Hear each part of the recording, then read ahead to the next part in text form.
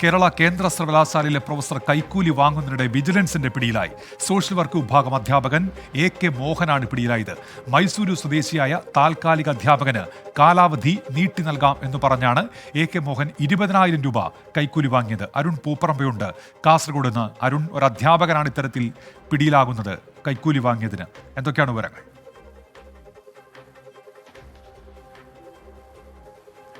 ഉന്മേഷ്, മൈസൂർ സ്വദേശി കേരള സർവകലാശാലയിൽ കഴിഞ്ഞ 5 വർഷമായി ജോലി ചെയ്യുകയാണ്. താൽക്കാലിക നിയമനമാണ്.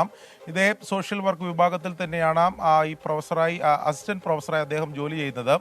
ആ നിയമനം 5 വർഷത്തിന് ശേഷം കാലാവധി അവസാനിച്ചു.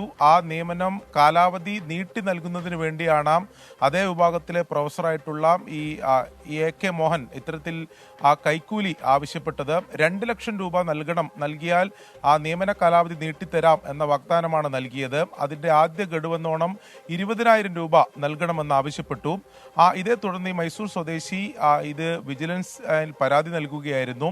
ഇന്ന് കൃത്യമായി നിശ്ചയിച്ചുറപ്പിച്ചതുപോലെ 20,000 രൂപയുമായി ഈ കേന്ദ്ര സർവകലാശാലയിൽ തന്നെ ഈ മൈസൂർ സ്വദേശി എത്തി പണം കൈമാറുന്നതിനിടയിൽ മുൻകൂട്ടി നിശ്ചയിച്ചതുപോലെ വിജിലൻസ് അവിടെ എത്തുകയും കൈയോടെ പിടികൂടുകയും ചെയ്തു എന്നതാണ് നമുക്ക് ലഭ്യമാവുന്ന വിവരം. എന്തായാലും നേരത്തെ സൂചിപ്പിച്ച പോലെ അധ്യാപകൻ തന്നെയാണ് ഇത്തരത്തിൽ ഈ കൈക്കൂലി വാങ്ങുന്ന ഒരു സാഹചര്യം ഉണ്ടായിട്ടുള്ളത്. ഇതിന്റെ തുടർ നടപടികൾ വിജിലൻസ് സ്വീകരിച്ചു വരികയാണ്. കാസർഗോഡ് വിജിലൻസ് വിഭാഗമാണ് ഇപ്പോൾ ഈ അധ്യാപകനെ അറസ്റ്റ് ചെയ്തിട്ടുള്ളത്. ശരി, അരുൺ പൂപ്പറമ്പയാണ് വിവരങ്ങൾ നൽകിയത്.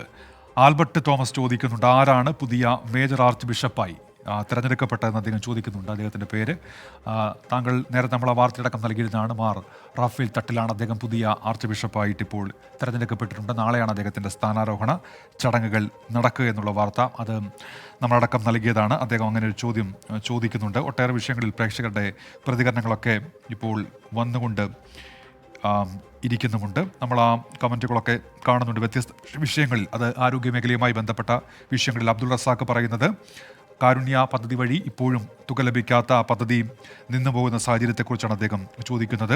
അതുപോലെ തന്നെ ആരോഗ്യവകുപ്പിൻ്റെ ഇടപെടലുകളെ ആന്റണി ഫെർണാണ്ടസ് വിമർശിക്കുന്നുണ്ട്. അങ്ങനെ ആരോഗ്യ മേഖലയുമായി ബന്ധപ്പെട്ട് നമ്മൾ നൽകിയ വാർത്തയിൽ പ്രേക്ഷകരുടെ ഒട്ടേറെ പ്രതികരണങ്ങൾ ഇപ്പോഴും വന്നുകൊണ്ടിരിക്കുന്നുണ്ട്.